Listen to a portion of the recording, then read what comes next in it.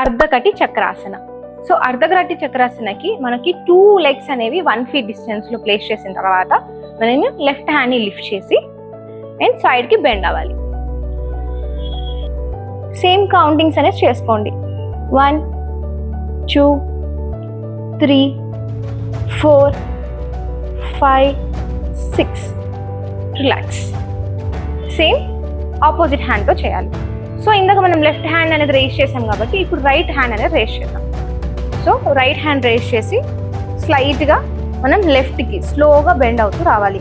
మనకి ఎలాంటి నీ బెండింగ్స్ అనేవి లేకుండా మీరు ఎంత ఫ్రీగా మీరు బెండ్ అవ్వగలుగుతారో అంతవరకు ఈజీగా బెండ్ అవ్వండి. 1 2 3 4 5 6. రిలాక్స్.